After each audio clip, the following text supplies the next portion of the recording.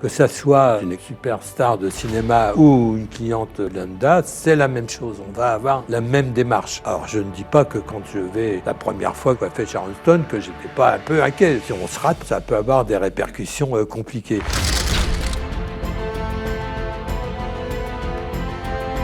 J'ai toujours été intéressé par l'entreprise et je n'ai jamais eu peur de prendre des risques. Si on ne prend pas de risques, on reste avec son premier salon. Que ça soit moi qui coiffe ou un autre coiffeur, c'est le même prix. C'est au quotidien, c'est jour et nuit qu'on travaille sur l'image, mais sans jamais oublier l'essentiel. La cliente, quand elle vient se faire coiffer, elle veut vous avoir pour elle. Et ça, il ne faut jamais l'oublier. Tout n'a pas toujours été facile. Si on veut que ça perdure, il faut que ça soit sincère. C'est à ce moment-là que j'ai eu le déclic. Parce que merci d'être de plus en plus nombreux à nous écouter sur le Déclic. Si vous ne l'avez pas déjà fait, je vous invite à vous abonner, à activer la cloche et à nous partager un petit commentaire. Ça nous permet à chaque fois d'avoir des invités de plus en plus inspirants. Et si vous préférez nous écouter au format audio, sachez que c'est possible aussi pendant vos déplacements, vos sessions de travail ou même pendant votre sport. Vous pouvez nous retrouver sur toutes les plateformes d'écoute selon vos préférences, ainsi que des épisodes exclusifs ou simplement celui que vous êtes en train d'écouter. Merci encore, ça nous permet à chaque fois de continuer à évoluer. Et maintenant, on se retrouve avec l'épisode du jour. Bonjour et bienvenue dans ce nouvel épisode du podcast Le Déclic. Encore une fois, bien accompagné, je suis avec Franck Provost. Comment tu vas ? écoute, ça va très bien. Bon, pour un matin, un peu froid ce matin, mais bon, on va s'échauffer en discutant. Je pense qu'on va... J'ai préparé plein de belles questions pour un parcours assez extraordinaire. Ça me fait extrêmement plaisir de t'avoir ici sur le podcast du Déclic. Je vais rapidement te présenter. Tu es fondateur du groupe Provalliance, créé en 2008, leader mondial de la coiffure avec plus de 3500 salons dans 35 pays. Tu as commencé comme apprenti à l'âge de 14 ans avant de devenir champion du monde de coiffure. On va en reparler également. Tu as révolutionné ton métier avec des innovations simples mais absolument géniales comme le sans rendez-vous, la journée continue, le luxe accessible. Tu as racheté des géants également comme Jean-Louis David, Saint-Algue et créé une des marques préférées des Français également. Tu diriges aujourd'hui un empire qui accueille plus de 36 millions de clients par an et surtout, tu es l'exemple ultime qu'un artisan peut devenir un capitaine d'industrie sans jamais renier ses valeurs. Franck, ton histoire, elle dépasse la coiffure, c'est celle d'un enfant sans un destin tracé devenu l'un des entrepreneurs les plus admirés de France. Aujourd'hui, on veut comprendre la discipline derrière tout ça, les sacrifices, les paris, les convictions qui t'ont permis de bâtir cet empire en partant d'un petit salon de Provence. Bienvenue sur le Déclic. Première question pour toi, avant l'Empire, avant les salons, avant le nom Provost sur des milliers de vitrines, il y a un enfant et souvent tout commence par là. Si je te ramène à l'enfant que tu étais, comment est-ce que tu as grandi ? Qu'est-ce qui très tôt a façonné l'homme que tu es devenu aujourd'hui ? Alors, moi, c'est une longue histoire. Effectivement, moi, je suis natif d'une petite ville de province, dans la Sarthe, donc Le Lude exactement, 4000 habitants. Mon père était invalide de guerre. Moi, je savais pas trop ce que je voulais faire, pour être franc, et j'avais la possibilité de rentrer dans une école militaire, étant pupille de la nation. Mais bon, je sentais pas trop cette affaire, quoi. Donc, un jour, ma mère rentre de chez son coiffeur, tout simplement. Elle me dit, tiens, il cherche un apprenti dans le salon là, de cette petite ville. Moi, je n'étais jamais rentré dans un salon de coiffure, donc je dis pourquoi pas, je veux bien voir, quoi. Alors effectivement, je suis rentré dans ce salon comme apprenti. Ça a été une grande surprise. C'était l'époque des permanentes, et donc il y avait une odeur et tout ça. Bon. Néanmoins, j'ai quand même fait un petit apprentissage sans découvrir vraiment la passion de ce métier, quoi. J'ai plus appris à faire du ménage que la coiffure, quoi. J'ai vraiment, j'ai pas découvert, j'ai pas eu de déclic du tout à ce moment-là, quoi. Voilà, moi, il fallait que je fasse le sol. Je me souviens encore très bien, parce que c'est pas quand je vois aujourd'hui maintenant comment le comportement que nous avons avec nos collaborateurs, ce qui est tout à fait normal. Moi, à l'époque, il fallait que je sois sans balai à nettoyer le carrelage. C'était une espèce de balathème, je me souviendrai toute ma vie, qui était jaune et violet. Il fallait enlever toutes les traces de de chaussures et tout, le soir, avant de partir. Enfin, voilà. Donc, ça m'a un peu dégoûté, pour être franc. Ok. Mais bon, là-dessus, je me laissais un peu vivre. Hein. J'avais pas cette ambition aujourd'hui d'aller plus loin. Bon, voilà, je me laissais vivre. J'étais un enfant un peu comme ça. Et puis, je suis parti dans la ville un peu plus grande, dans la Sarthe, toujours, à la Flèche. Bon, là, j'étais débutant coiffeur, mais sans grande passion.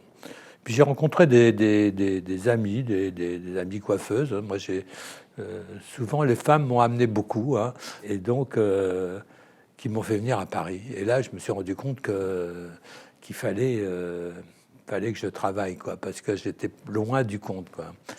Donc, j'ai rencontré donc, des amies coiffeuses et qui m'ont emmené dans un club de coiffure où on faisait des concours.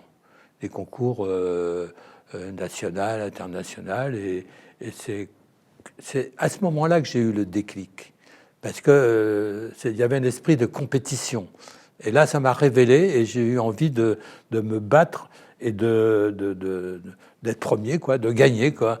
Et donc je travaillais le soir, on faisait ces entraînements, et puis le week-end on allait faire des concours, soit national, soit international, et c'est comme ça que j'ai été champion de France, champion du monde par équipe.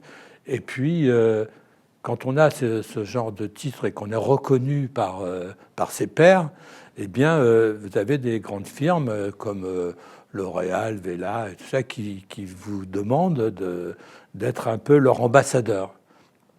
Et je suis devenu donc l'ambassadeur pour L'Oréal, et ce qui m'a permis de faire des shows de coiffure, des exhibitions un peu partout dans le monde. Et là, bon, ça change tout, parce qu'on a les moyens de ça, avec des chorégraphes, des mannequins, de la haute couture. Et je sais pas, j'ai fait le Japon, j'ai fait plein de pays, plein de continents, comme ça, où on devient les stars, quoi.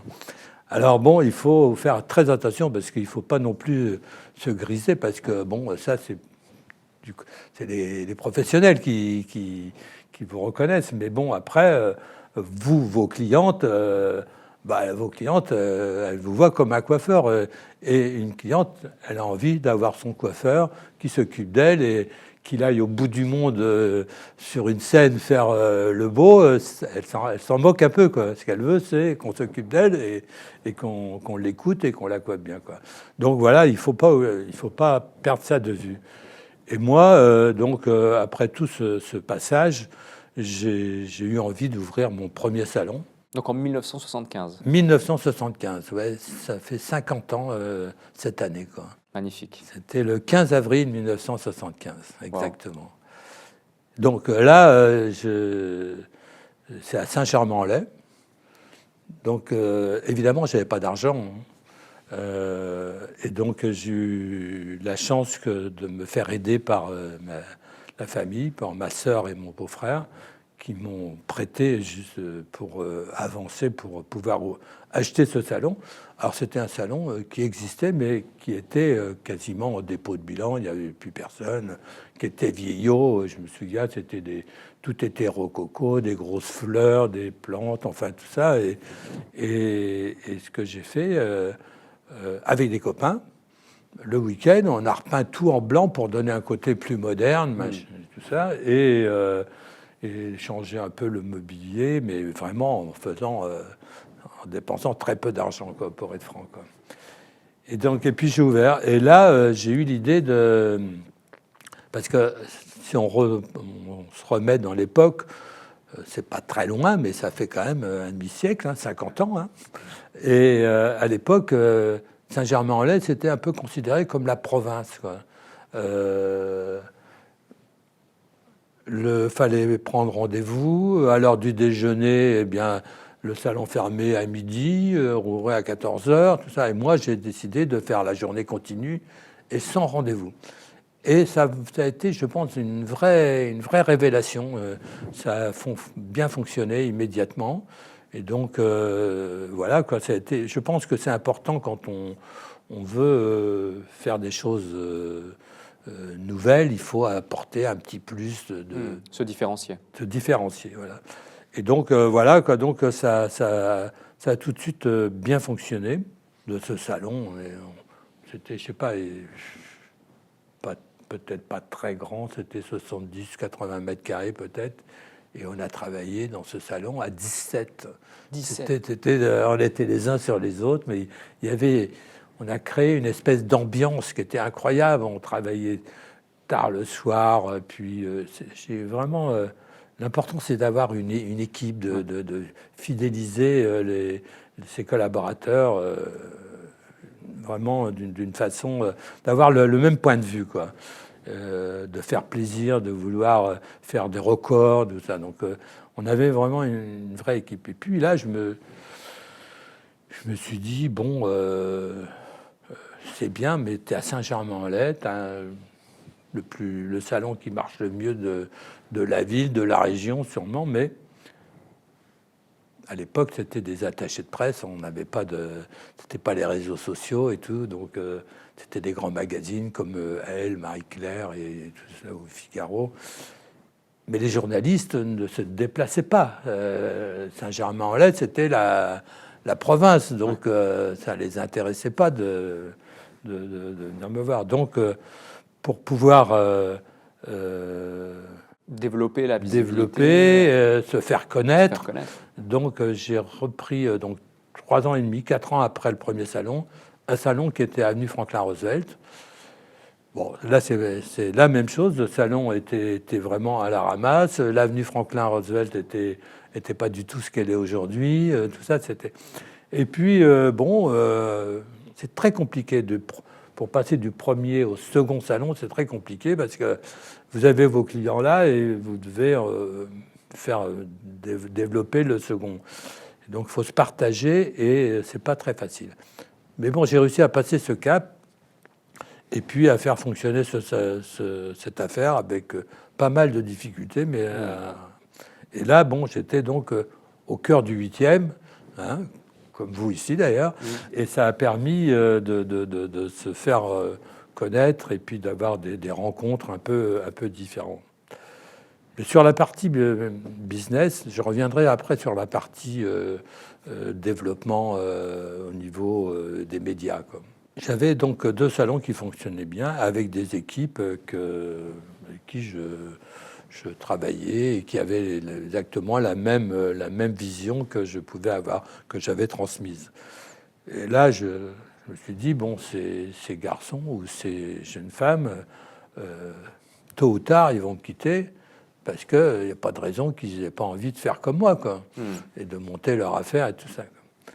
Donc, j'ai décidé donc d'ouvrir des nouveaux salons, comme les banques à ce moment-là me faisaient confiance puisque ça avait bien marché au départ, d'ouvrir à nouveau des salons. Et ces femmes ou ces hommes ne m'apportaient pas d'argent. Je les mettais dans le salon et je leur donnais des parts. Pour l'exploiter, pour le développer. Pour l'exploiter. Pas au départ, mais ils pouvaient acquérir les parts jusqu'à 49%. Donc, souvent, en 4 ans ou 5 ans, ils arrivaient à être associés à 50% de leur affaire sans avoir ramené du tout d'argent. Donc, avec leurs résultats. Et à ce moment-là, donc c'est un modèle de filiale, pas encore de modèle de franchise. Ah oui, mais là, c'est que de la filiale. Et donc, de cette façon, j'ai monté mes 20 premiers salons avec des collaborateurs. Voilà, quoi. Donc, on va dire de 75 à 95, c'est donc des filiales avec des équipes de coiffeurs que j'ai formées, avec qui je travaillais, et j'ai ouvert un peu, évidemment un peu plus dans l'ouest de Paris, puisque j'avais démarré à Saint-Germain-en-Laye, mais ça a été aussi dans le 16e, un peu tout ça. Donc voilà, les 20 premiers salons. Après, à ce moment-là, je me dis, bon, c'est bien, mais ça ne va pas assez vite, quoi, parce que j'avais déjà des confrères qui étaient comme Jean-Louis David, Jacques Desange et quelques autres, qui avaient déjà ouvert une centaine de salons à l'époque, peut-être. Et je me suis dit, bon, comment on va faire? Comment je vais faire pour... Il faut que je fasse de la franchise. Donc, je me suis doté d'une structure, un directeur du développement, ainsi de suite, tout ça, et puis de la formation. Mais la formation, on la faisait déjà pour mes propres salons. Donc après, il a fallu un peu professionnaliser ça avec une école, avec tout ça. Et donc, on a commencé à développer la franchise. Et je dois dire, bon, d'abord, j'avais un directeur du développement qui est devenu par la suite le président, là, dernièrement, mais qui était remarquable et qui était très bon. Et en plus, il avait quand même pas trop de difficultés parce que j'étais connu chez les coiffeurs. Non seulement j'étais connu comme un coiffeur, un vrai coiffeur, et pas sur quelqu'un qui est juste sur le business, sur un concept de prix ou d'installation, quoi. Donc ça a été assez vite. Et donc voilà. Et ce qu'il faut retenir dans ce genre de choses, quand on démarre comme ça, tout le monde me disait mais c'est trop tard, c'est toujours trop tard quand on les écoute. Et en fait, c'est jamais trop tard. Je pense qu'on peut rattraper le temps perdu en faisant ce qu'il faut, quoi. Je rebondis sur plein de choses que tu as partagées justement, à commencer par ce deuxième salon que tu vas ouvrir dans le 8e et tu vas devoir gérer entre le premier et le second. Tu dis c'est tout de suite challengeant et c'est assez compliqué parce que tu as ta clientèle historique qui t'attend, qui a ses habitudes, qui a envie d'avoir Franck Provost, le coiffeur, qui s'occupe d'elle au quotidien. Et puis, tu as ce deuxième salon que tu as envie de développer parce que tu as déjà peut-être cette vision, cette envie de croissance, de visibilité. Tu parlais notamment des journalistes et de l'image qui va pouvoir permettre de créer la marque derrière. Tu évoques le fait qu'il y a eu des difficultés au départ. Comment tu fais face à ces difficultés? Parce que quand on t'entend parler en rétrospective, on sent cet esprit de compétition qui a fait l'envie et l'amour de la coiffure de par tous ces titres que tu as pu accumuler. Mais on sent aussi et surtout l'ADN entrepreneurial. Où on a envie de développer, on a envie d'accélérer, on a envie d'aller encore plus vite, on cherche des solutions à chaque problème. La filiale, il y a des avantages mais aussi des inconvénients, ça ne va pas assez vite, on va aller sur la franchise. Quelles sont les choses que tu as pu mettre en place pour sortir de l'opérationnel de ce premier salon de coiffure pour te concentrer sur le second et après sur la croissance? Parce qu'il y a beaucoup d'entrepreneurs qui nous écoutent qui aujourd'hui encore sont bloqués en tant qu'artisans dans l'opérationnel parce qu'ils ont une vraie expertise. Eux aussi, ils sont peut-être reconnus par leur pairs, mais ils n'arrivent pas à en sortir pour développer leur affaire. Ouais, c'est vrai que c'est compliqué. C'est pour ça que je l'ai dit. C'était un moment un peu de flottement et j'ai dû trouver effectivement des ajustements. Ce qui est important, c'est d'avoir avec soi des équipes. Des équipes, mais pas des équipes avec qui on collabore comme il faut, mais que ces équipes, il faut aussi les monter vis-à-vis de vos consommateurs, quoi. Si vous dites, bon, c'est un bon collaborateur, il fait bien le boulot, mais je le laisse là dans l'ombre, ça ne peut pas fonctionner. Il faut que ces collaborateurs, il faut les mettre en avant de façon à ce que ce soit votre client ou votre cliente, dire, tiens, je ne suis pas là, mais bon... Ils connaissent, je sais pas, je veux dire n'importe Pierre par exemple ou je sais pas Natacha. Aujourd'hui, on va se faire coiffer comme ça et c'est de cette façon qu'on peut y arriver. Laisser la place finalement, laisser de la place. Faut faire, voilà. Je pense qu'il est important dans n'importe quel business. Il faut pas avoir peur à tous les niveaux. Bon, là, ça peut être au niveau artistique, mais au niveau intellectuel, au niveau de prendre des personnes qui peuvent être peut-être plus compétents que vous. Il ne faut pas avoir peur de ça, bien au contraire. Souvent, vous avez des hommes ou des femmes qui ne veulent pas prendre un tel ou un tel parce qu'ils ont peur d'être inférieurs. Moi, ça ne m'a jamais gêné. Je n'ai pas fait des études suffisantes. Bon, quand j'engage un DAF, je prends le meilleur intellectuellement, parce que c'est important.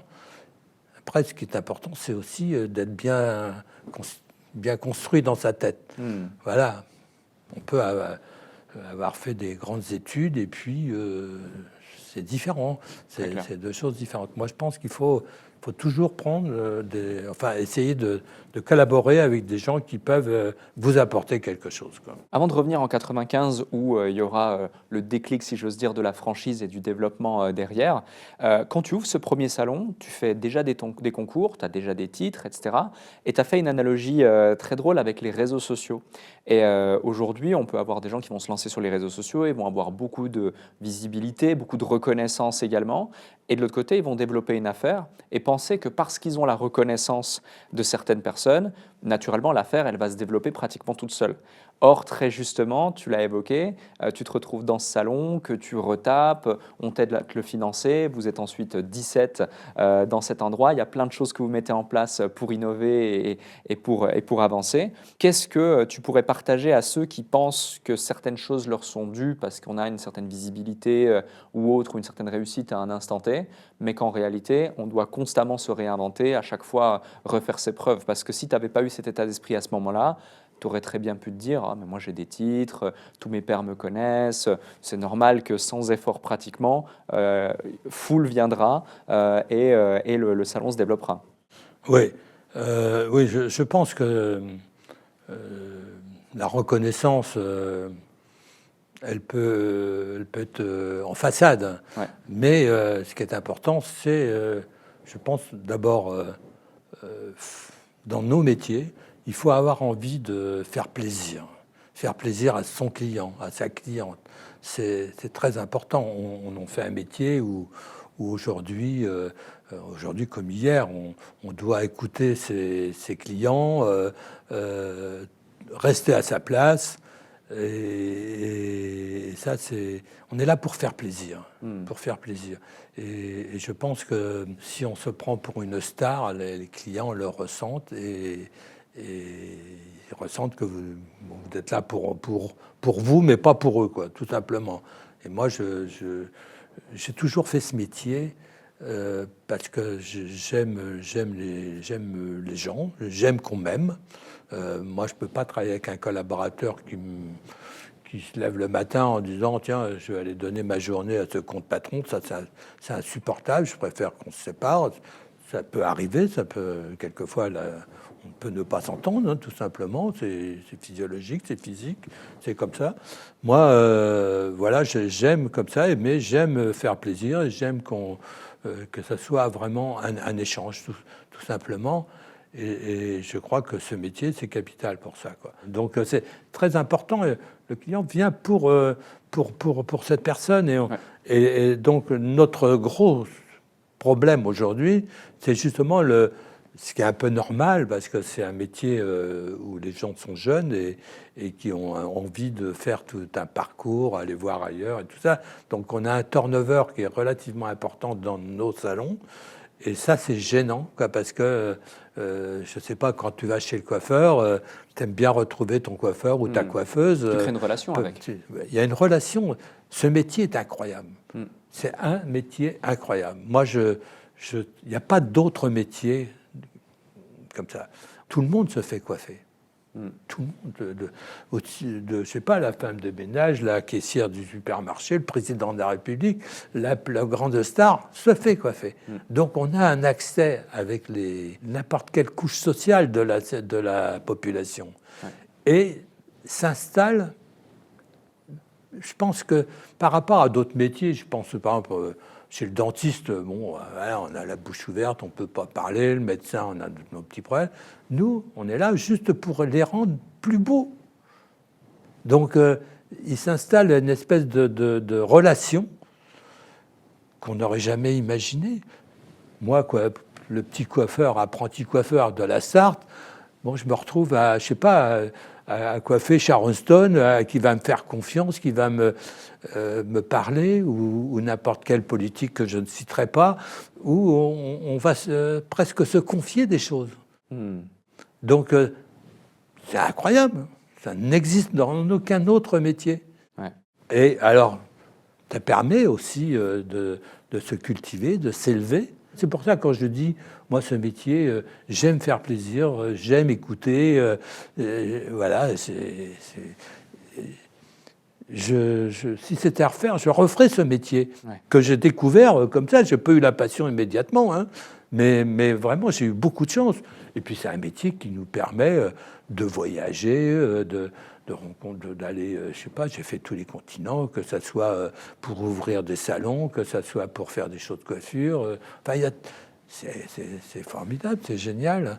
On sent la passion. Je suis passionné et vraiment, je pense que quand on connaît ce métier, je vois moi mes collaborateurs, là, souvent sont également passionnés. Je pense mes enfants, ma fille, mon fils, on a travaillé ensemble, on travaille toujours ensemble.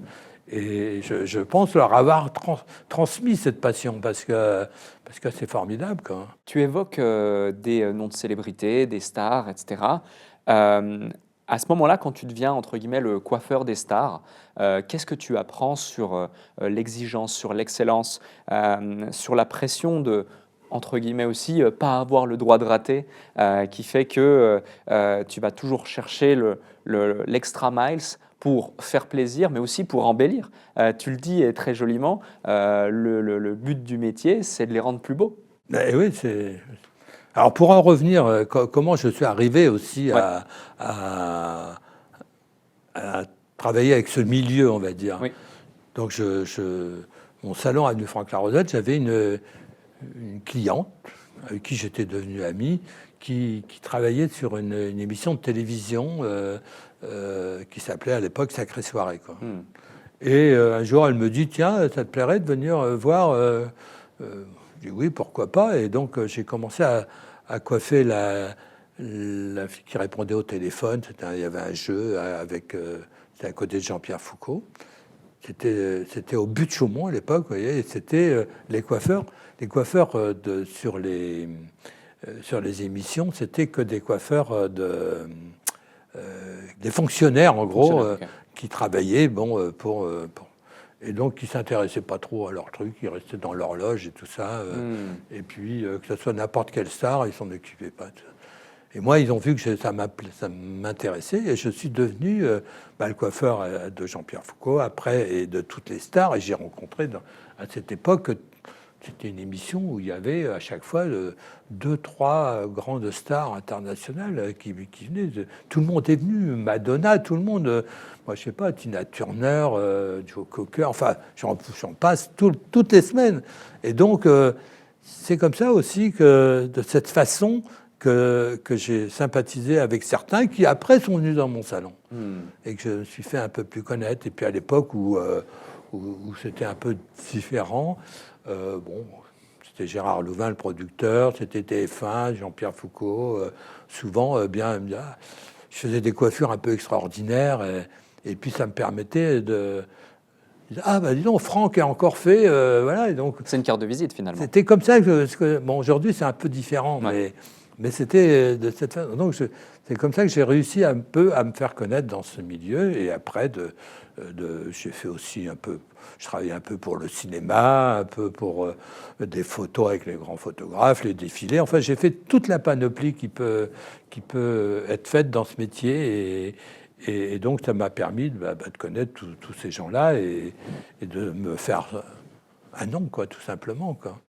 Et là, on est sur de l'artistique, en l'occurrence, à ce Absolument. niveau-là.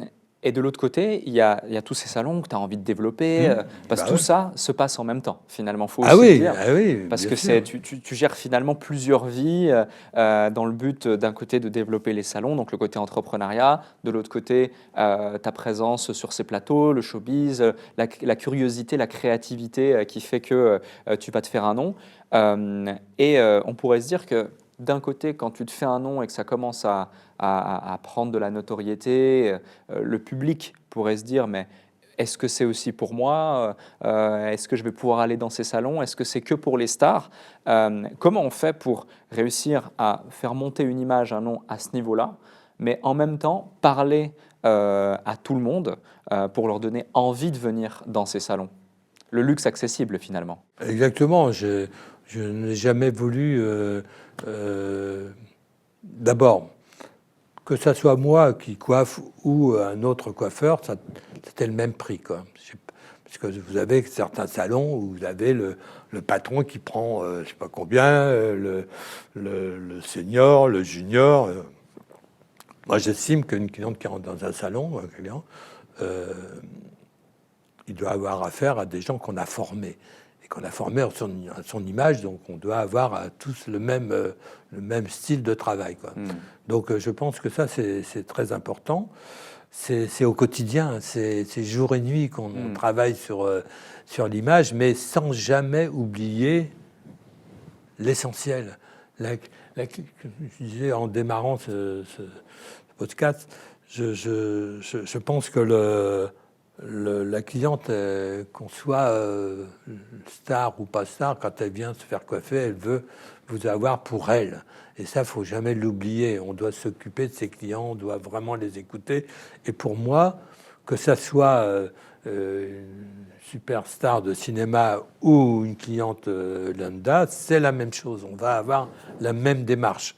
Alors, je ne dis pas que quand je vais, la première fois que j'étais coiffé Sharon Stone, que j'étais pas un peu inquiet. Là-dessus, c'est certain que c'est compliqué quelquefois, parce qu'effectivement, si on se rate, ça peut avoir des répercussions compliquées. Comment tu gères cette pression? Par exemple, Sharon Stone, c'était bon. Moi, j'ai commencé à travailler au Festival de Cannes.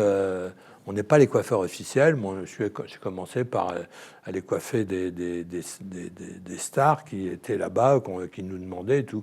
Puis au fur et à mesure, on a fini par de prendre une suite, de collaborer avec des grandes marques et puis d'avoir une dizaine de coiffeurs, maquilleurs, tout ça sur place. Mais par exemple, donc c'est ma fille qui s'occupait de Olivia Provost, qui elle s'occupait de tout ce qui était people et tout, les rendez-vous, les machins et tout, pour aller les coiffer, puisque c'était elle qui était la directrice de communication de l'entreprise, marketing, communication. Je dis elle était parce qu'aujourd'hui, elle a quitté l'entreprise il y a 4 ans, pour monter sa boîte. On y reviendra. Et donc, un soir, elle me dit, tiens, je vais dîner dans une villa à Cannes, dans les Hauts-de-Villa, avec une équipe d'Américains, quoi, et qu'elle connaissait bien. Puis bon, je dis, oui, pourquoi pas, j'ai rien à faire, je vais dîner, je vais avec toi. Et puis, et là, il y avait Sharon Stone. Et donc, elle commence à lui parler, tout ça, puis tiens, est-ce que vous avez un coiffeur pour demain pour remonter demain? Non, et tout ça s'est fait tout simplement, quoi. Donc, elle m'appelle, et je viens me présenter et tout, et puis elle me dit, bon, bah, demain, à telle heure, c'était où, à l'Eden Rock.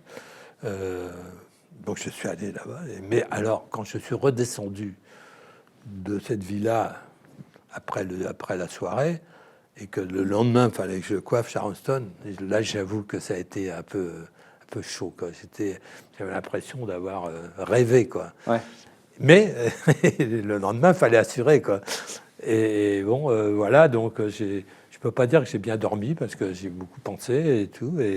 Et puis voilà, quoi, ça s'est bien passé. Et puis on a gardé des relations quand elle vient à Paris. Enfin en France ou même en Europe, tout simplement. Elle nous appelle. Bon, souvent maintenant c'est Fabien, mon fils, qui s'occupe d'elle, parce que bon, chacun, il y a un moment où je trouve qu'il faut un peu passer la main à ce niveau-là. Donc voilà, ça s'est fait aussi simplement que ça, mais c'est vrai que c'est de la pression. Ouais. C'est de la pression parce que là, vous devez gérer votre stress, ce côté artistique, mais ne pas oublier que vous avez un business aussi à faire fonctionner avec des collaborateurs, avec tout ce que ça comporte, parce que bon, c'est gérer des problèmes. C'est gérer des problèmes. La vie n'est pas un long fleuve tranquille, hein, on le sait tous, hein, c'est compliqué. Donc il ne faut pas perdre ça de vue, mais quand vous êtes avec votre cliente, moi c'est ce que je dis toujours à mes collaborateurs, vous avez des problèmes, souvent parce que nous, c'est un métier très féminin. Hein, il y a à 95%, c'est des coiffeuses. Hein, et donc, elles ont toutes des problèmes. chez elles, elles rentrent, font une deuxième journée, faire la bouffe. Elles ont souvent un mari qui va les embêter, que ceci, que cela. Mais quand vous êtes là, bon, la cliente elle a les mêmes problèmes, mais vous ne devez pas les faire ressentir. Vous devez être voilà. Et puis, en revanche, il faut les écouter, quoi. Tout simplement. Donc, c'est important aujourd'hui, il faut. Parce que ça a beaucoup changé quand même, la coiffure. La fréquentation a beaucoup diminué par rapport au pouvoir d'achat, par rapport à plein de choses. On a des chiffres à ce sujet? Oui, il y a 15 ou 20 ans, la fréquentation était aux alentours de 7 fois par an. Les visites de 7 fois par an. Aujourd'hui, c'est tombé à entre 3 et 4. Okay. Donc ça a beaucoup diminué. Hein. 2 fois moins environ. Ah oui. Donc tout est en train de se transformer parce que c'est tout à fait normal, c'est tout à fait logique. Bon, d'abord, avec le Covid, les gens ont appris aussi à espacer leurs visites. Hein. Donc on avait des salons qui étaient fermés, donc les gens se débrouillaient un peu, d'une part. Et puis, d'une autre part, le pouvoir d'achat étant ce qu'il est aujourd'hui, et vous pouvez, les familles qui ont des enfants, des adolescents, il faut le téléphone, la tablette, enfin les jeux vidéo. Donc il y a des choix, et donc les gens espacent un peu leur visite. Donc effectivement, aujourd'hui, moi, ce que je préconise et ce que je souhaite, c'est que quand quelqu'un vient dans nos salons, c'est pour passer un bon moment. C'est justement de lui faire oublier tous ces problèmes quotidiens de la vaisselle, le machin, tout ça, enfin les courses et tout, le mari et tout. Il faut qu'elle vienne pour qu'on s'occupe d'elle, comme si elle allait, je ne sais pas, au spa ou au cinéma ou au théâtre. Ça doit être un moment qui lui appartient. Et ça, c'est capital. Je pense qu'il y a eu une époque... ça remonte à quelques années, les salons de coiffure, c'était un peu des usines. On aimait ça, tout était blanc, c'était vraiment le truc. Aujourd'hui, on essaye de travailler, de mettre nos clients dans une espèce de cocooning et tout, dans une bulle. Et d'ailleurs, tous nos nouveaux salons, nos nouveaux concepts sont un petit peu... étudié pour ça, quoi. Donc c'est très important pour que les gens aient envie de venir passer un bon moment. Tiens, j'en ai marre aujourd'hui, je vais me faire coiffer, ça va me faire passer un bon moment. Voilà, c'est ce que je souhaite, quoi. Revenons à 1995 où à ce moment-là, tu as 20 salons, ce sont des filiales avec des coiffeurs associés, etc. Ça se développe, mais tu te dis, j'ai envie d'accélérer. Ouais, aujourd'hui, c'est plus de 3500 salons dans 35 pays. Là, du coup, 95, tu en as 20. Tu choisis la franchise. C'est quoi le déclic qui t'oriente vers la franchise et comment ça se passe? Quelles sont les prochaines étapes? Alors, comme je l'ai dit, le déclic, c'est que j'avais vraiment une reconnaissance chez les professionnels. Donc, ça a été beaucoup plus facile pour développer la franchise. Et puis, bon, comme j'ai dit, j'avais rencontré un garçon qui est resté 35 ans avec moi, enfin jusqu'à maintenant, qui était très bon pour développer. Et puis, c'était aussi que j'avais fait mes preuves. Parce que je trouve que quand on veut faire de la franchise et qu'on n'a pas déjà un magasin, parce que ça arrive, il y a des gens qui ont une idée, un concept, et ils vont faire de la franchise sans avoir prouvé ce qu'ils ont fait, ce qu'on peut faire avec. Moi, j'avais 20 salons qui fonctionnaient bien, avec une reconnaissance et tout. Et donc, voilà, donc je prouvais que ça pouvait marcher, quoi. Et ça, c'est très important. Donc, ça a été relativement vite pour ouvrir. Et puis, on a donc non seulement on a continué, enfin, on a fait de la franchise, mais on a continué à ouvrir aussi des salons. On s'est pas contenté que de faire que de la franchise. D'ailleurs, tout le long de ma carrière et encore jusqu'à aujourd'hui, les succursales représentent 25 à 30% par rapport à la franchise, quoi. Donc ça veut dire quand même qu'on y croit, qu'on investit, qu'on teste nous les produits avant de vouloir dire faites comme ci ou comme ça. Donc ça a été relativement vite. Et puis il y a eu le développement aussi un peu à l'international. Ouais. Donc je peux vous raconter quelques trucs parce que ça c'est quelques anecdotes. C'est assez incroyable le développement international. Bon, je n'avais pas pris quelqu'un pour développer l'international, mais par exemple, un de nos premiers salons, je crois, on est venu nous voir. J'avais entendu parler de moi, peut-être par rapport à des shows de coiffure internationales, enfin notre réputation. C'était des Philippins. Donc, ouvrir son premier salon à Manille, à l'international, c'est pas commun quand même. Ouais. Hein. Et donc, ils viennent me voir, et puis, donc, ils voulaient ouvrir un salon pour leur petite fille, enfin, ainsi de suite. Et ils me font venir à Manille. Donc, je vais à Manille, et là, je suis reçu vraiment comme un président de la République. Hein. L'avion, les limousines, un grand dîner à l'Intercontinental avec le chef français, Madame Marcos, je ne sais pas si ça vous dit quelque chose, enfin si ça te dit quelque chose à toi, mais sans doute certains, qui étaient là et tout, qui après m'invite chez elle pour me faire visiter son appartement avec ses chaussures, ses sacs et compagnie, enfin des trucs de fou, quoi. Et puis ils me disent, bon, pour installer le salon de coiffure, il y a beaucoup de circulation à Manille. On va prendre l'hélicoptère. Avec des trucs le matin, il me chercher. J'arrive, 2 superbes hélicoptères. Et on va dire, bon, on va visiter et on va implanter. Donc alors, on a implanté dans le centre de Manille un hôtel particulier. Mais ils voulaient le faire aussi dans la périphérie, donc on fait sur la périphérie. Et puis, donc là, ils avaient des terrains, il n'y avait rien. Et on dit, bon, on pourrait faire ici. Donc on a fait un salon de coiffure, là, enfin, en pleine campagne. Et derrière, et autour, ils ont fait un centre commercial. Ah ouais, donc ils sont partis du salon de coiffure. Oui. Voilà, c'est des anecdotes incroyables, quoi. C'est des trucs de fou, quoi. C'est comme, je sais pas, par exemple, je peux vous raconter aussi, il y en a plein, évidemment, mais bon, par exemple, en Russie.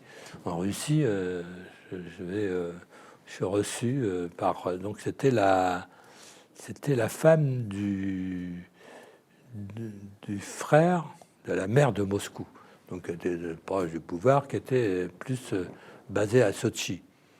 Parce que là-bas, c'est chacun un peu ses territoires, il faut faire très attention à ce qu'on fait, quoi. Et donc, pareil, bon, on le voit, tout ça, on avait ouvert à Moscou, mais c'est pas ça qui les intéressait. Et viennent nous chercher à l'hôtel, j'étais avec mon DG, là, et le convoi, les voitures militaires et tout, on arrive, genre 700, je sais pas quoi, enfin un avion énorme, quoi.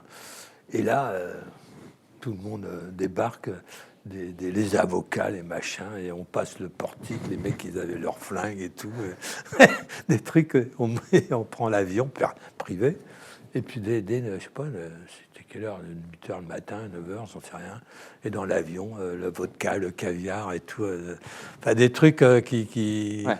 Et moi, je suis toujours... puis j'en ai plein, hein, comme ça, des aventures.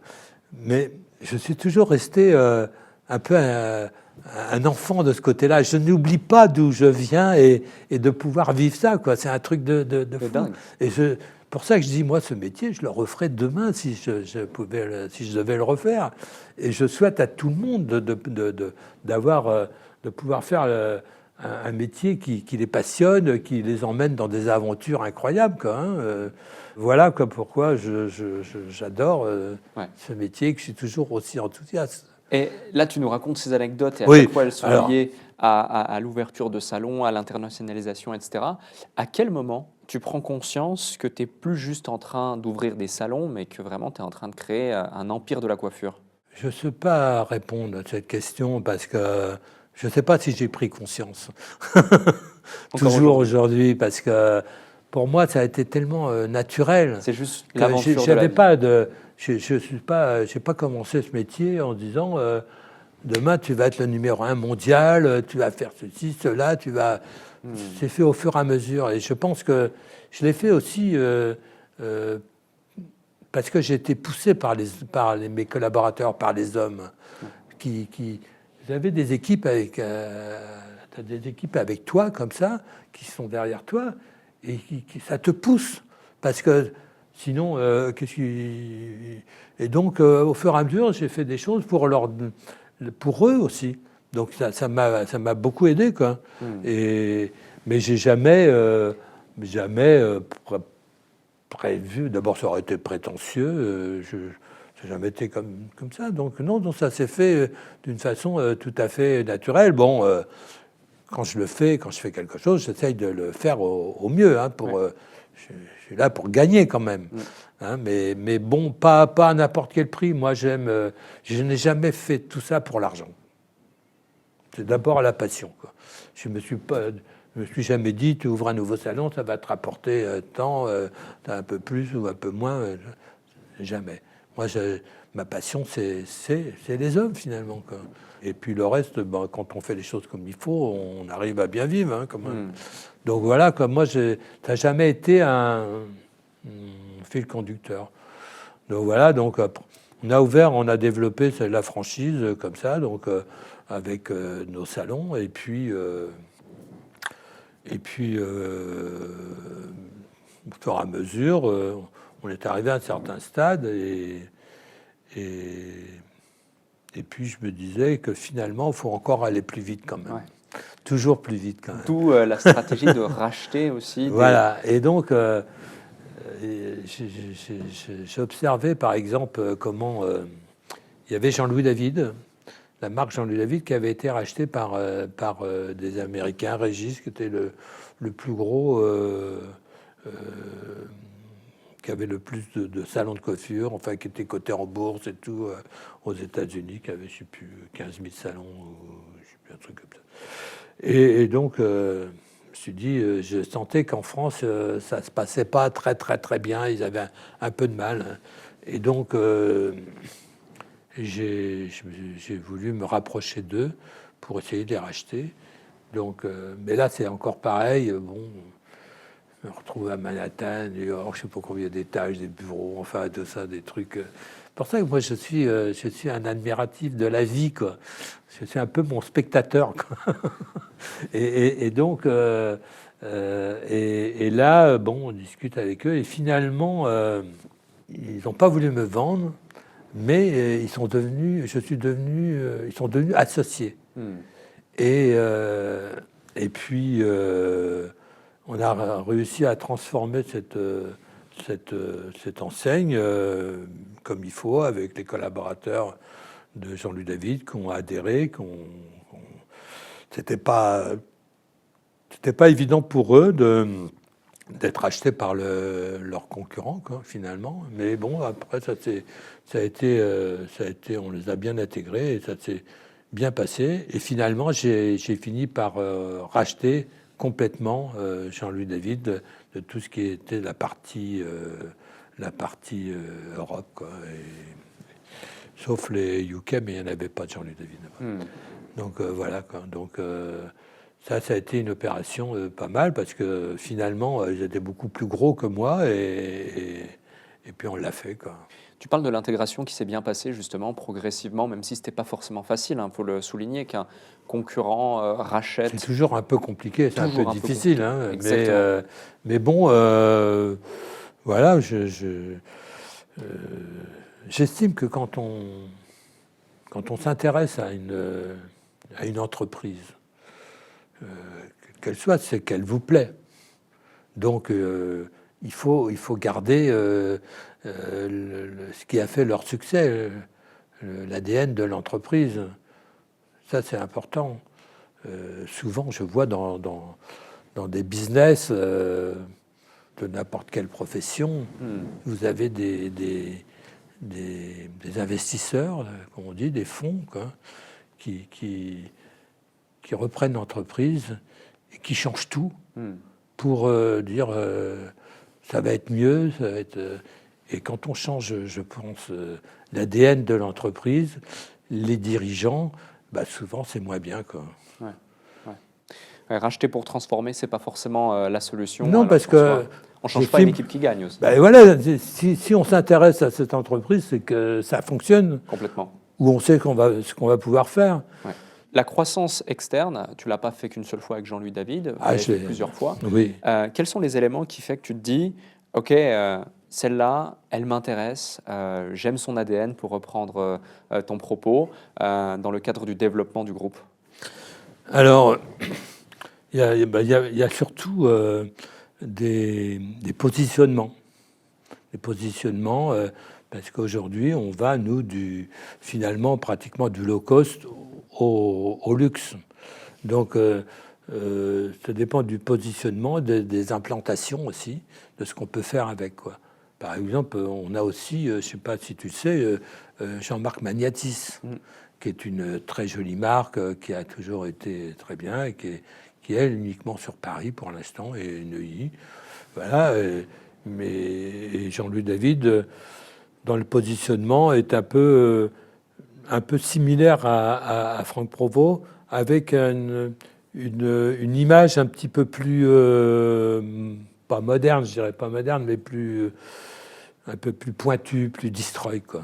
D'accord. Par exemple, et quand on a racheté aussi des marques à l'international, par exemple en Espagne, il y a une marque qui était très très connue, qui s'appelle Luis Songueras, qui était un ami de Picasso, tout ça, donc qui est très connu en Espagne, qui doit avoir une notoriété de pratiquement 100%. Et donc l'intérêt c'est de ne pas changer ça. Ça ne sert à rien de vouloir changer, de conserver ça, et donc de pouvoir en ouvrir d'autres, d'améliorer, tout simplement, quoi. C'est hyper intéressant, cette notion justement de couverture stratégique des positionnements, pour pouvoir, si j'ose dire, coiffer toutes les têtes et toutes les personnes. Oui, et alors c'est aussi un petit peu commercial quand même, parce que dans le sens où, par exemple, vous avez dans des villes moyennes, par exemple, un franchisé qui a ouvert son premier salon, Franck Provost, faut pouvoir lui offrir, après, s'il veut se développer, il ne va pas pouvoir forcément, dans une petite ville, faire 10 Franck Provost, quoi. Mais il peut ouvrir un Jean-Louis David, un Saint-Algue, un Intermède, un Coiffenco. On a tous cette panoplie. Donc un croisement de franchise ou un croisement de filiale. Voilà, et de façon à conserver quand même cette concurrence. Pour cette raison que nous, là, au siège, on fait très attention à vraiment garder l'ADN de chaque marque. La formation, c'est pas la même, les techniques sont différentes, tout doit être différent. Parce que ça serait trop facile de dire, on ouvre un Franck Provost, puis à côté de ça, vous avez Jean-Louis David, Saint-Algue, machin et tout, puis on fait tout pareil, la même image et tout ça. Là, ça ne peut pas fonctionner. Ouais. Ça doit être des concurrents. Chaque salon doit être concurrent, même si c'est le même propriétaire, parce qu'il y a des gens qui... Alors, c'est drôle, parce qu'il y a des gens que je rencontre, moi, qui me disent Jean-Louis David, je déteste, ou j'adore, ou des trucs. Alors, mais bon, c'est la même chose, finalement. Mais il faut qu'on garde ça. C'est très important, quoi. Et donc, nos équipes sont différentes, que ce soit pour la communication, pour les shootings, les photos, la communication, la formation. Tout est différent, quoi. Afin de garder une ligne propre à chaque marque. C'est capital. Hyper important. Il y a plein de choses que je trouve absolument fascinantes dans ton parcours, mais il y en a une en particulier que je trouve fascinante chez toi, c'est que j'ai l'impression qu'il y a plusieurs Franck. Il y a le Franck passionné de la coiffure, artiste, qui est amoureux de ce métier et au fur et à mesure des années et encore aujourd'hui. Et puis, il y a le Franck stratège, entrepreneur, qui veut croître, qui veut avancer et qui à chaque fois a vu des opportunités allant d'un endroit à la grande ville Paris, les filiales, les franchises, l'acquisition, donc la croissance organique et après la croissance externe. Finalement, être entrepreneur, c'est prendre des décisions, c'est prendre des risques, c'est faire des choix à chaque fois. Plus de 3500 salons, c'est énorme. C'est quoi la décision la plus courageuse, la plus risquée que tu aies dû prendre dans le cadre de cette expansion? Est-ce qu'il y en a une à laquelle tu penses qui fait que on en est là aujourd'hui? Est-ce qu'il y a une anecdote en particulier où il y a vraiment eu un gros pivot, un gros challenge en tant qu'entrepreneur auquel tu as fait face? Bah, par exemple, bon, je l'ai un peu évoqué tout à l'heure, là, quand j'ai racheté Jean-Louis David, qui était Jean-Louis David, il y avait pas, c'était Jean-Louis David, Saint-Alde, il y avait encore City Look, je crois. C'était donc cette entreprise était beaucoup plus grosse que la mienne, donc fallait l'avaler. Mais ce que je voulais dire, c'est il ne faut pas avoir peur de prendre des risques. Comme je l'ai dit, moi, j'ai toujours été intéressé par l'entreprise.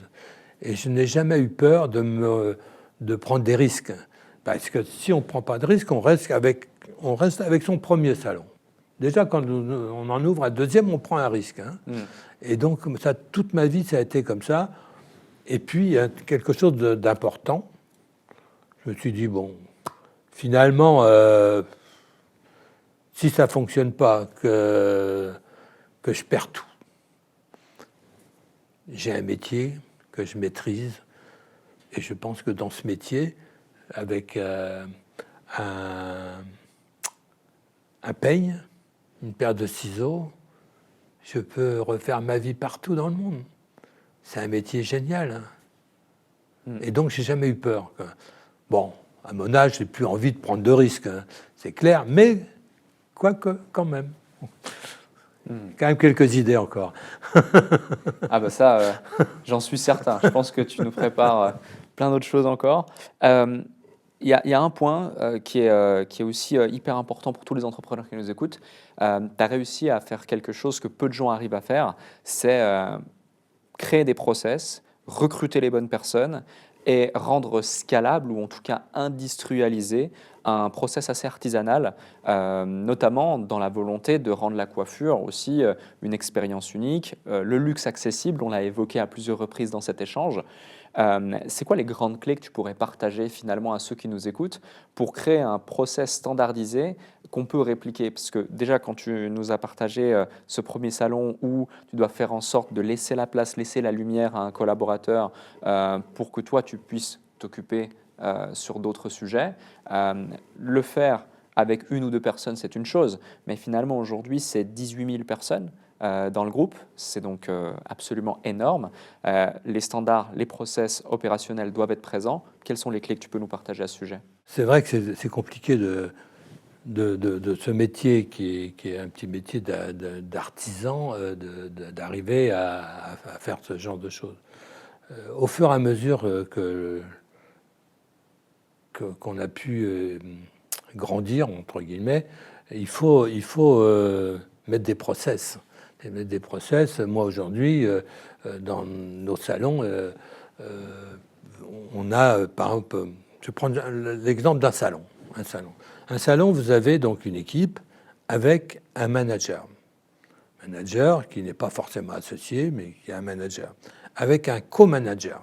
Déjà, parce que le jour où on veut faire évoluer ce manager, il faut un co-manager, et ainsi de suite. Après, vous avez ce qu'on appelle des coordinateurs, ou coordinatrices, hein, qui gèrent une vingtaine de salons, donc qui rencontrent régulièrement le manager de ce salon pour que ça puisse, pour la formation, pour si tout fonctionne bien, si les process sont bien respectés et tout. Et ensuite, vous avez un directeur national, Donc vous voyez, tout ça, c'est quand même...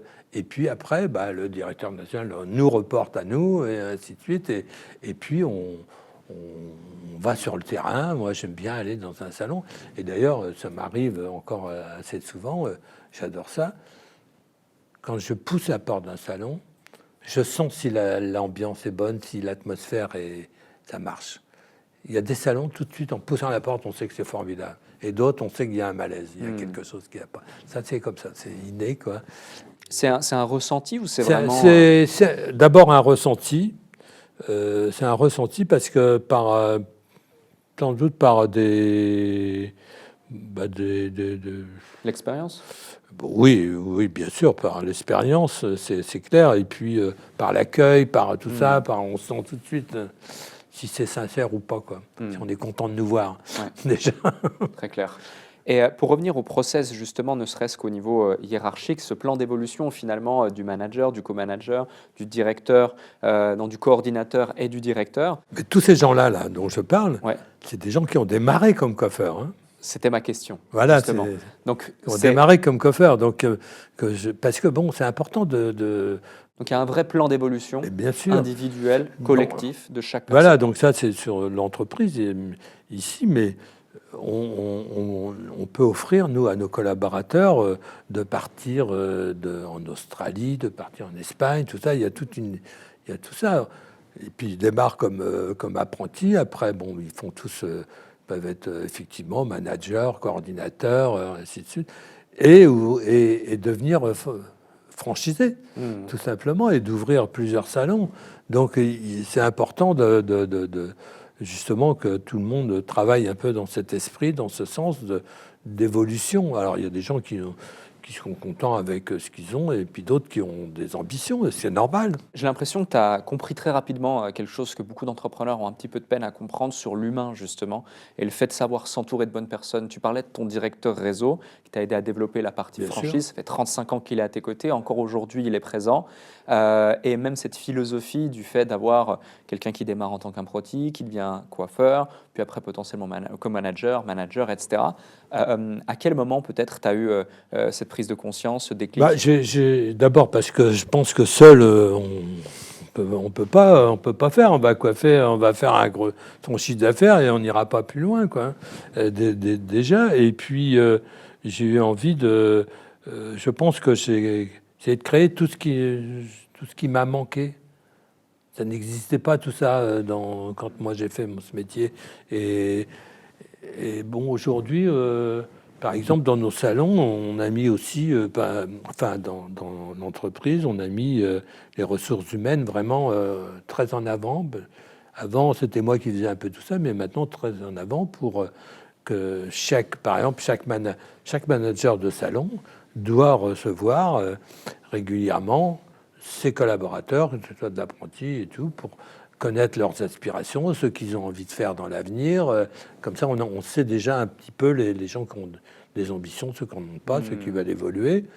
Et tout est un peu comme ça. Hein. Il y a une vraie organisation. Il ne faut pas penser que, voilà, non, c'est très hiérarchisé, quoi. Bien sûr, d'où le fait que justement le turnover, aujourd'hui, c'est une vraie problématique. Alors, pas uniquement dans ton groupe, hein, c'est vraiment général, c'est global. Comment on fait face justement à cette problématique qui est un peu comme un blocage dans le système qu'on a préconçu, dans le roulement, qui fait que les gens ne peuvent plus forcément évoluer vu qu'ils s'arrêtent avant? Moi, c'est ce que j'ai essayé de construire, de pouvoir les faire évoluer à l'intérieur de l'entreprise et qu'ils ne soient pas obligés d'aller voir ailleurs. Mais bon, aujourd'hui, on a quand même... c'est un peu compliqué quand même parce qu'on n'a pas suffisamment... On manque de bons collaborateurs, on manque de coiffeurs, mais ça, c'est toute la profession. Hein.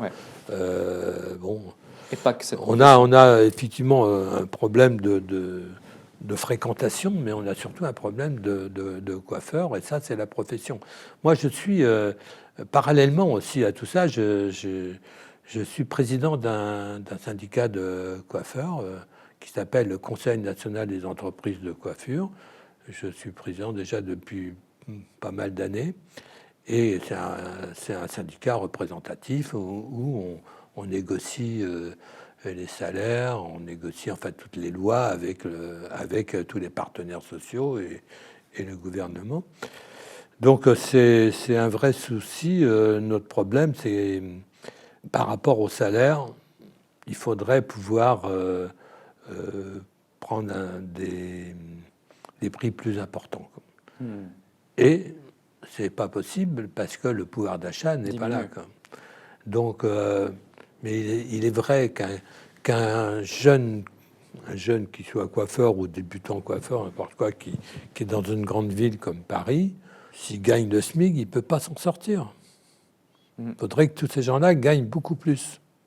Sauf qu'on n'est pas en capacité de pouvoir offrir beaucoup plus. Ou alors, bon, il faut que les coiffeurs travaillent vraiment beaucoup. Et ça ne se fait pas avec les 35 heures.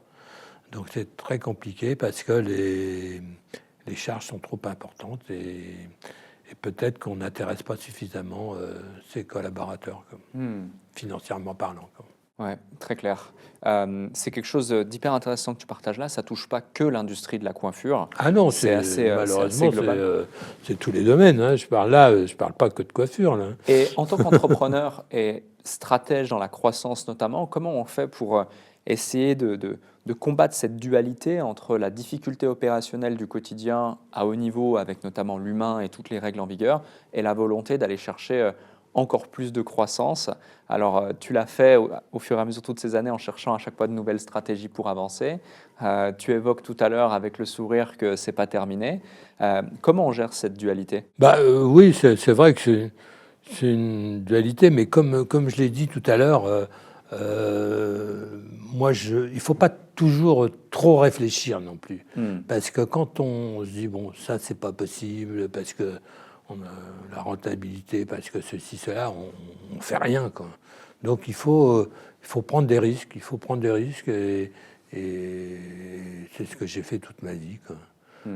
Et ça m'a plutôt réussi, quoi. Il y a un autre sujet, c'est la culture d'entreprise. Comment tu fais pour que l'esprit Provo, pour ne citer que celui-ci qui est le tien à la base, soit le même à Paris, soit le même à Manille, soit le même à Tokyo, soit le même à Madrid, et qu'on perdure finalement la chose et qu'un client Franck Provo puisse ressentir la même énergie, le même ADN, où qu'il aille dans le monde. C'est là où ce que j'ai expliqué quand tout à l'heure je t'ai expliqué la hiérarchie qu'on a dans nos salons avec tous les reportings et tout. C'est justement pour qu'on essaye d'avoir toujours d'abord la formation. La formation, c'est quand même l'essentiel. Donc tu l'as mis en place quand, la formation ? Depuis toujours. Hein, même avec un salon, je faisais la formation le soir avec mes collaborateurs. C'est capital, parce que c'est là où d'abord on développe en même temps un esprit de créatif dans la formation, parce que tout le monde est là, tout le monde donne son avis, enfin on s'améliore. Je pense que c'est le consommateur, la cliente ou le client vient chercher un style de travail, comme je disais, pour chaque marque qui doit être différent, quoi. Ça, c'est surtout l'essentiel. Et puis après, ça se fait aussi par des réunions, régionales, nationales, des grands raouts aussi, comme on a pu faire pour les 50 ans, comme on a fait pour les 40 ans, comme on fait à peu près tous les ans. Voilà, ça c'est important pour fédérer à une image par une fierté d'appartenance à la marque. Ça c'est très important. C'est vrai que quand on fait un grand show Palais des Congrès où il y a nos franchisés, des collaborateurs, ils sont là, le Palais des Congrès est plein et qu'on leur fait des shows, on va dire des artistes et tout, il y a une fierté d'appartenance qui est là. Et puis quand les clients ou les clientes en parlent, ils sont fiers. Ça, je crois que c'est ce qu'il faut arriver à créer, quoi. Et donc, pour ça, il faut être près de tout le monde, et aussi bien ce que je dis toujours. Tout à l'heure, je disais, par exemple, d'avoir une jeune fille ou jeune homme qui rentre comme apprenti, je sais pas, à Bourg-en-Bresse dans un salon, par exemple. Elle rentre parce que elle est contente. Elle a entendu parler de Jean-Louis David, Franck Provost. Elle l'a vu à la télé.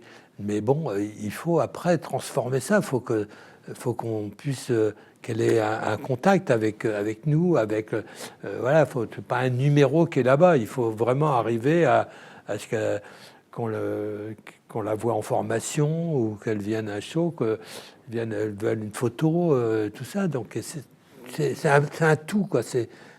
Chaque détail est important. Et c'est ce qui donne après l'appartenance la culture. À la culture d'entreprise, quoi. Ouais. Il n'y a pas de mystère. Alors, il y a sans doute, moi, je vais toujours faire un peu par instinct, parce que je le ressens comme ça.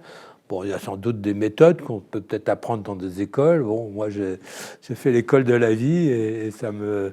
Je le fais comme j'aurais voulu qu'on me le fasse pour moi, quoi, tout simplement, quoi. Tu parles de l'école de la vie, justement, et en tant qu'entrepreneur, plus ta boîte évolue, plus tu dois aussi évoluer en tant qu'individu et te réinventer constamment, chaque année, à chaque phase. Tu peux nous en parler justement de certaines phases où tu as dû te réinventer complètement, parce que jusqu'aujourd'hui encore, tu dois te réinventer à chaque fois, à chaque nouvelle phase. Bien sûr, c'est constamment. D'abord, dans la mode, dans la création, c'est tous les jours. C'est de regarder ce qui se passe, d'observer l'évolution des choses. Bien sûr qu'on doit être sans arrêt en alerte. Et je pense que quand j'ai ouvert mon premier salon là, en 75 et aujourd'hui, mais c'est complètement différent la façon de travailler. Et donc il faut évoluer sans arrêt. Aujourd'hui, on est l'IA. Bon, l'IA, a priori, ça va pas nous aider pour coiffer. Mais bon, ça aide pour les rendez-vous, pour plein de choses. La comptabilité. Vous voyez, la comptabilité, tout ça. Donc c'est sans arrêt qu'il faut évoluer. Et puis, il faut surtout évoluer avec l'esprit humain, l'esprit qui évolue. Aujourd'hui, moi, je vous disais, quand j'ai démarré comme apprenti, il fallait que je fasse le sol comme ça. Mais aujourd'hui, c'est la préhistoire, quoi. Aujourd'hui, les collaborateurs qui sont apprentis, on doit les considérer, on doit les écouter, on doit avoir parlé avec eux, si on a envie, tout. Vous voyez, tout est sans arrêt différent. Mais l'important, moi, je dis, c'est l'humain, parce que ça, l'humain ne change pas. Ne change pas. On a envie d'être traité comme on voudrait l'être, tout simplement, quoi, de traiter les gens de la même façon, de les écouter. Je pense que c'est capital, quoi. Et puis, moi, j'ai décidé une fois pour toutes d'être heureux. D'être heureux, voilà. C'est ce que quand je fais une petite réunion et briefing avec des coiffeurs de salon, n'importe où, je leur dis, mais vous avez tous vos problèmes, chez vous et tout. Quand vous arrivez, décidez d'être heureux et vous verrez que les clients vont vous le rendre, tout simplement, quoi. Ça sert à quoi? Dire, la cliente qui va vous dire, ça va aujourd'hui? Ah bah non, ça va pas changer votre vie de toute façon. Que si vous êtes heureux, décidez d'être heureux, je pense que ça se répercute, et puis voilà, quoi, tout simplement, quoi. À quel moment tu as eu cette prise de conscience? Tu dis, je décide d'être heureux maintenant? C'est peut-être effectivement la sagesse qu'on acquiert en vieillissant. Okay. Je ne saurais pas exactement à quel moment, mais c'est vrai que oui, ça fait pas si longtemps que ça, finalement. Ok. Avant, tu l'étais pas ou tu l'étais? J'étais heureux, mais en me battant. Ok. Mais voilà, dire bon, on est contrarié, bon, ça change quoi il y a quelqu'un qui ne vous revient pas, ça change quoi? On ne va pas aller se battre avec. Une cliente, elle a toujours raison, un client a toujours raison. Voilà, c'est tout, quoi. Très clair. On parlait du fait que tu t'es réinventé à chaque fois, etc. Ton rôle a changé. Et aujourd'hui, tu passes le relais opérationnel également à ton fils, Fabien. C'est quoi le plus grand challenge ou une difficulté quand on transmet une entreprise, mais surtout une histoire aussi? Bon, alors déjà, quand on veut transmettre, comme moi c'est le cas avec mes enfants, Mhm. euh, c'est quelque chose qu'on ne décide pas. On ne peut pas dire, tiens, demain, c'est toi le patron, quoi. Moi, je pense que ça ne fonctionne pas comme ça. C'est quelque chose qui doit s'acquérir avec le temps, quelque chose sur laquelle on doit être heureux de travailler ensemble. Moi, j'entends souvent mon fils dire dans des interviews mais qu'il est content de travailler avec moi, quoi. Que l'idée qu'on entend quelquefois, faut tuer le père pour exister, c'est pas dans son ADN, pas dans le mien, et c'est quelque chose qui doit s'installer et que les gens on doit pas s'en rendre compte. Personne ne doit s'en rendre compte. Par exemple, quand on voit vous voyez les spots à la télé sur les produits Franck Provost, hein. Bon, dans ces spots, au départ, j'étais tout seul. Bon, on a commencé la pub comme ça. Et puis après, bon, j'ai introduit Fabien, qui était un peu plutôt derrière. Maintenant, il était même après au même niveau. Et puis tout doucement, il va être devant et moi, je serai derrière. Moi, je pense que la plus belle réussite que je pourrais avoir, c'est effectivement de réussir la transmission, de réussir avec ses enfants. Voilà, c'est ça le plus important finalement. J'ai malheureusement connu plein de confrères, comme j'ai pu citer au cours dans la coiffure. Il y avait une espèce c'est un peu égocentrique et qu'ils ne faisaient pas de place à leurs fils ou leurs enfants, quoi. Et ça, c'est dramatique, quoi. Donc finalement, créer quelque chose de transgénérationnel, tu dis que ce sera ta plus belle victoire. Oui, si on réussit ça, oui, bien sûr. Et pour des entrepreneurs qui nous écoutent et qui peut-être sont dans la même phase que toi, à d'autres échelles peut-être ou peu importe, c'est quoi les quelques conseils justement que tu pourrais partager, les choses qui ont été mises en place? Alors l'exemple des spots publicitaires, c'est un très bon exemple parce que c'est visuel, c'est une image Et qu'on oui, parce comprend que très bien. finalement, le consommateur S'en rend presque pas compte. ça se fait pas sur un an, hein. Ouais. C'est à la longue. Ouais. Et c'est pareil dans la pratique vis-à-vis des équipes. La confiance doit se gagner. C'est pas dire tiens, allez maintenant c'est toi qui es le patron. Ouais. Les collaborateurs ils comprennent pas ça. Complètement. On doit gagner ses galons. Par exemple, Fabien, il est coiffeur. Il a commencé comme apprenti. Il a passé il a été apprenti, manager. Il a ouvert un premier salon, et ainsi de suite.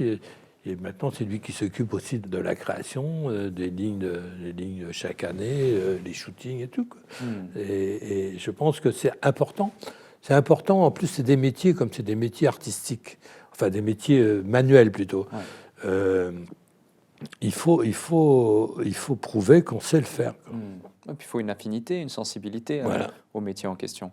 Tu évoques, et à juste titre, qu'on ne le choisit pas, donc on ne peut pas l'imposer, ni aux gens, ni à la personne en question. Tu as parlé de ta fille, tu as dit qu'on y reviendra justement par rapport à... Alors Olivia, elle est formidable, hein. Elle a fait son parcours, cette étude aux États-Unis et tout, et puis elle est revenue travailler. C'est elle qui a monté finalement tout le côté communication, la presse, le marketing. Et puis donc elle a une vraie personnalité, hein. Et moi j'ai fait rentrer un fonds il y a maintenant 4 ans, je crois, 4-5 ans. Et elle préférait, elle pouvait avoir qu'un seul patron, c'était moi, quoi. C'était très clair. Ça ne pouvait pas être son frère, ça ne pouvait pas être quelqu'un d'autre. Voilà. Donc, elle a décidé on lui a vendu une marque qui s'appelle Newell. C'est pour les cheveux texturés. Donc, c'est une marque qu'on avait créée, mais qu'on n'exploitait pas, donc on l'a vendue. Et donc, maintenant, elle la développe et elle bosse bien. Ça s'appelle Newell Beauty, si vous pouvez vérifier. Elle communique beaucoup et elle vend donc des produits cosmétiques chez des coiffeurs, en ligne, dans des circuits. Voilà, bon. Et à quel moment tu as ressenti peut-être le switch entre le fait d'être un manager, de gérer des équipes, et le fait d'être un leader, de les aider à grandir progressivement parce que c'est quand même deux nuances très particulières, hein, le fait de manager d'un point de vue opérationnel et le fait de leader. Je te pose cette question parce que quand tu dis elle ne pouvait pas avoir un autre patron que moi, c'est que ça va au-delà du simple élément managérial, c'est qu'il y a aussi une estime, un leadership, une proximité, un lien qui a été créé. Oui. Faudrait leur demander, évidemment, mais bon, je crois que oui, il y a le patron, enfin, enfin, le père qui est reconnu, voilà, et moi, je ne sais pas trop comment vous expliquer ça. Bon, c'est vrai qu'il y a une filiation avec mes enfants qui est très forte, quoi. On n'a pas besoin de se parler, on se connaît par cœur. Et moi, je leur ai toujours laissé aussi une très grande liberté. Et je pense qu'ils ont une... c'est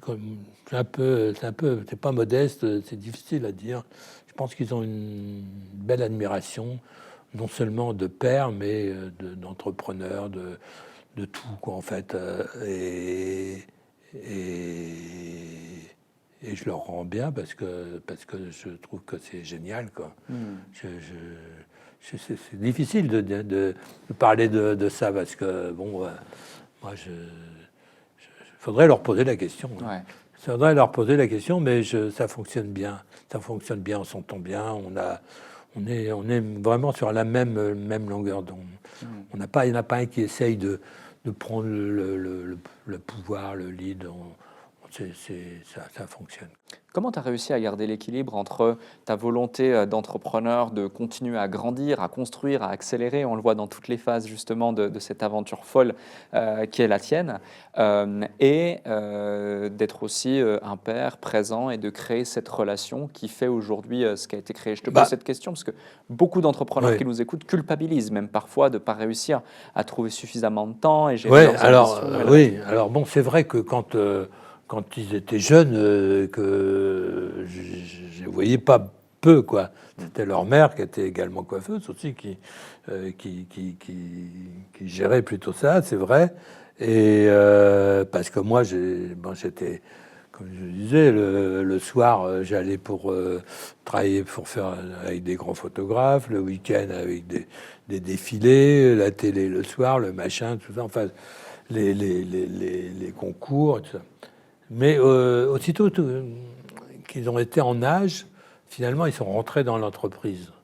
Et après, moi, j'ai eu cette chance pendant plus de 20 ans, là, 20 ans, de travailler avec eux au quotidien, quoi. Et donc, voilà, quoi. Je pense qu'avant, bon, peut-être qu'ils ne se rendaient pas compte de ce que je faisais, puisque j'étais évidemment beaucoup absent. Et c'est vrai que j'ai eu cette chance de pouvoir combler ça ensuite, quoi. Par rapport à certains où les enfants font un autre métier ou ne connaissent pas comment ça fonctionne. Il y a un moment donné dans ta carrière où ça a vraiment été dur, où tu étais presque prêt à abandonner et repartir avec un ciseau et un peigne et te dire bon, j'aime mon métier. Non, j'ai jamais pensé à abandonner, quoi.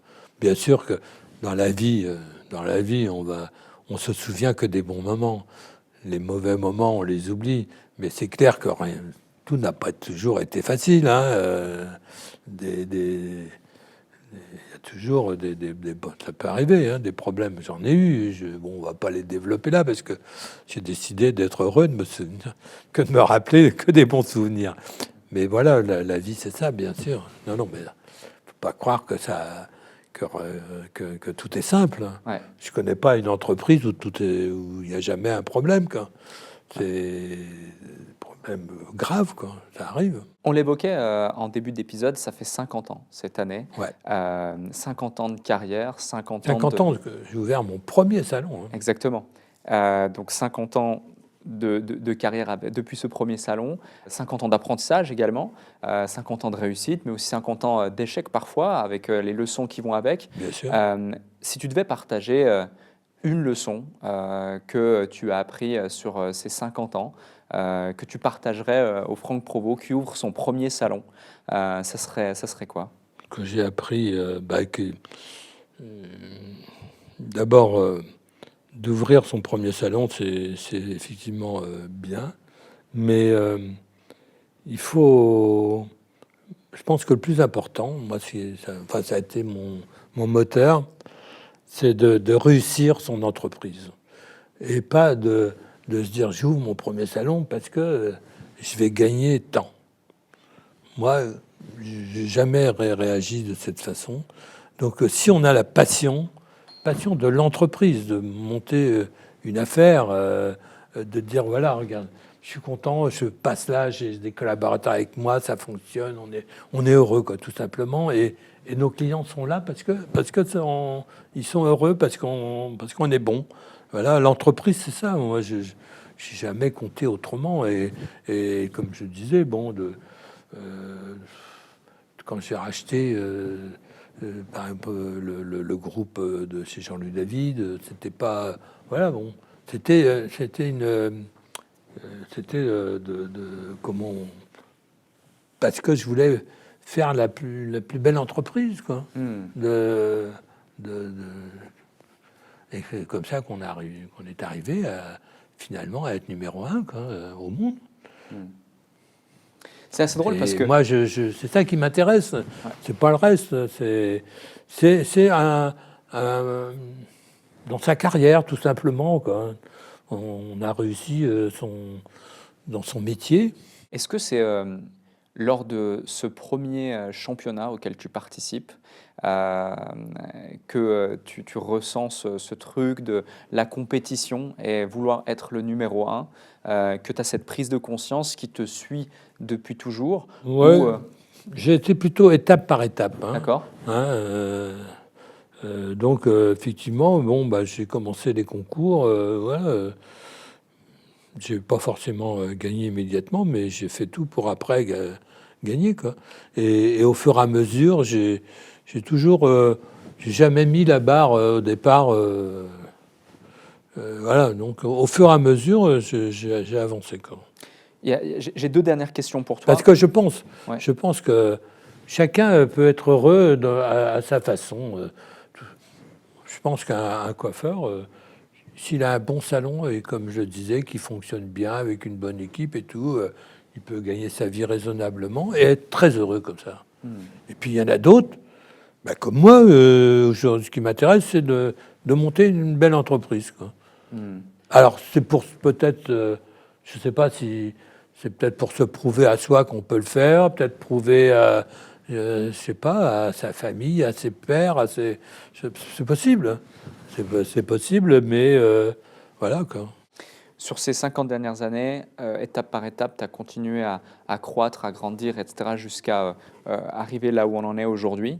Après cette heure 30, heure 40 d'échanges, de discussions ensemble, j'ai l'impression que tout est de l'humain, tout est de la passion, tout est des concours de circonstances, des rencontres, parfois pas du tout programmées, inopinées. Tu parlais de Sharon Stone et c'est un peu un hasard, tu te retrouves à un dîner, il y a plein d'anecdotes que tu nous as partagées, d'autres que peut-être tu as envie de nous partager, peu importe, mais c'est pas anodin tout ça, et beaucoup d'entrepreneurs malheureusement restent un peu dans leur quotidien, dans leur petite ville.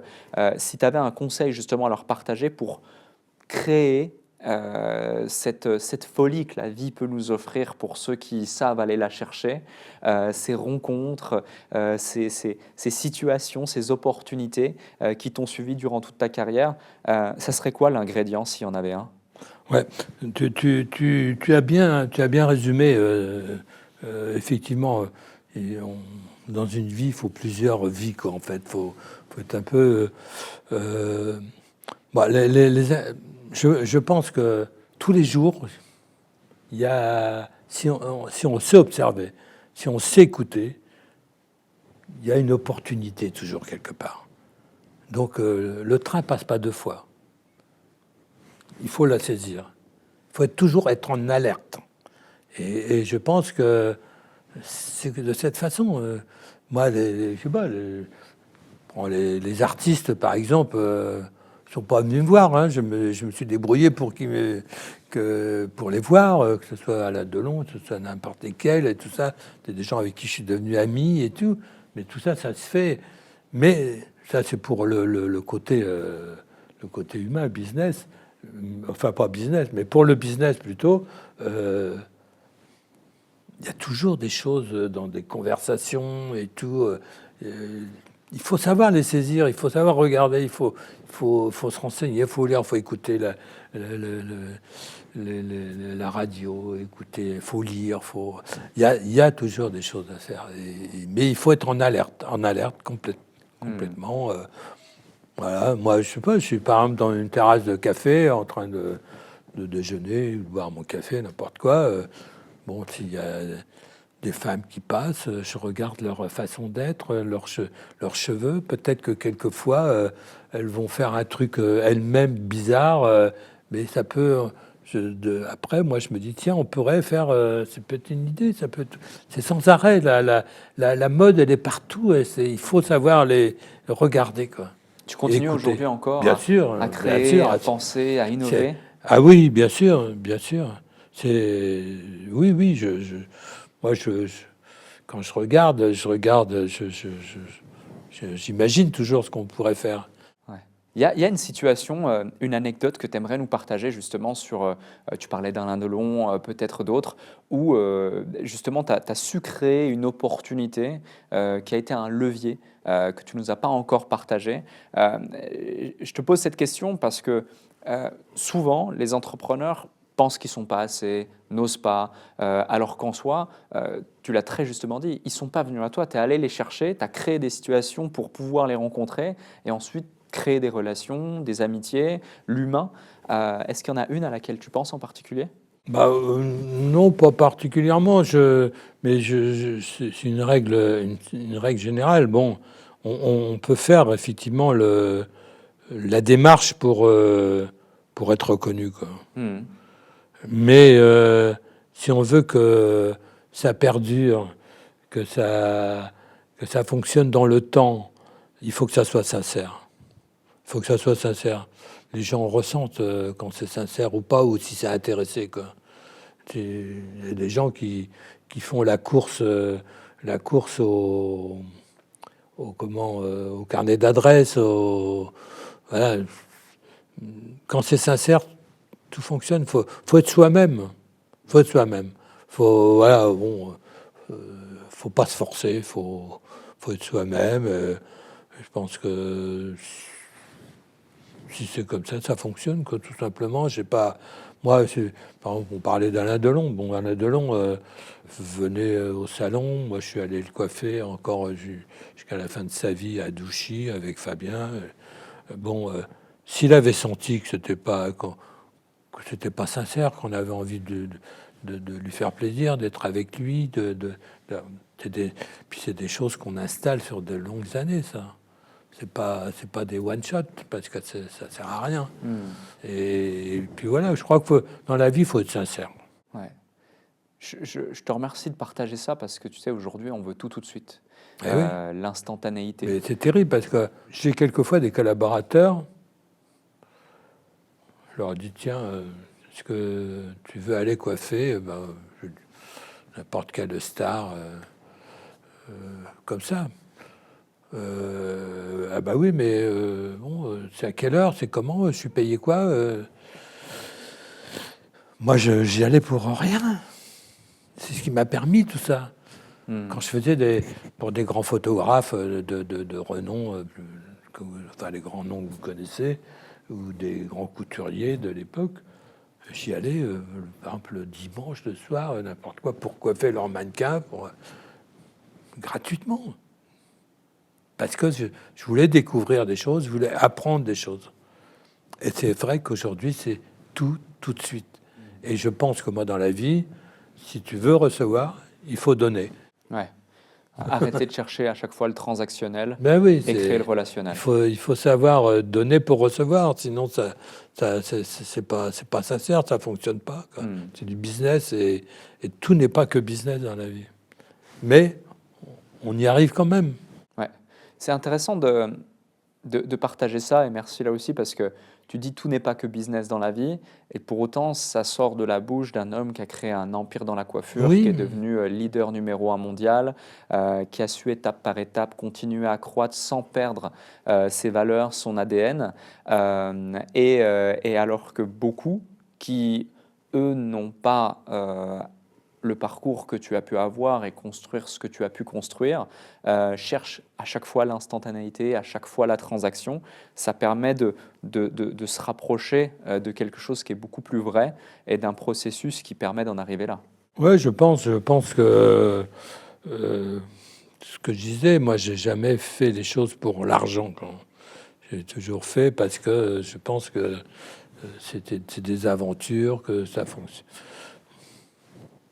De l'instant qu'on a ce qu'il faut pour vivre, voilà quoi. Ce qui est plus important, c'est enfin, faut être bien dans. Voilà, moi, je suis sincère, vraiment. Voilà, là, je suis là avec toi aujourd'hui. Bon, ça me fait plaisir, rien ne m'y obliger, mais tu vois, ça me fait plaisir de pouvoir de développer quelque chose. C'est une interview qui est complètement un peu décalée par rapport à ce qu'on peut faire, tu vois, où c'est très business, des trucs comme ça. Là, on raconte sa vie, c'est un peu, c'est pas un divan, mais un peu quand même, hein. Et donc, c'est plutôt sympa, tu vois. Donc, là, on n'a pas parlé de business, on a parlé de raconter ma vie gentiment. Et moi, ça me fait plaisir de pouvoir exprimer un peu mon état d'esprit, tout simplement. Alors, il y a peut-être, évidemment, avec le temps, on acquiert peut-être une sagesse. Mais on reste quand même très vif quand Très il réveillé. faut. Quoi. Très réveillé. Merci Franck. C'est moi qui te remercie, Alec. Pour tout ce que tu as partagé. J'ai une dernière question à te poser. J'ai encore une. Toute dernière question à te poser. Mais avant ça, si vous avez apprécié cet épisode autant que je n'ai apprécié l'animer, bien faites-le nous savoir comme à chaque fois en mettant un commentaire sous cette vidéo, en la partageant évidemment. Et si vous étiez au format audio, alors mettez 5 étoiles sur votre plateforme de streaming préférée. Franck, est-ce que tu peux nous partager le déclic qui a fait toute la différence dans ta vie professionnelle comme personnelle, que tu n'as pas encore partagé dans cet échange, que peut-être tu n'as jamais partagé dans aucune interview, qui sait. Ça peut être une anecdote, une simple phrase, une situation, une frustration, quelque chose de positif, de moins positif, peu importe. Tu as carte blanche pour le mot de la fin. Ah ouais, le déclic, effectivement, j'ai pas pensé... bon, j'ai des déclics, j'en ai eu assez régulièrement. Il n'y a pas qu'un déclic, hein. Comme je l'ai dit à un moment, moi à un moment là avec les concours de coiffure, j'ai eu le déclic parce que c'était de la compétition. Et là, ça a été de la compétition, c'était le déclic pour pouvoir aller plus loin.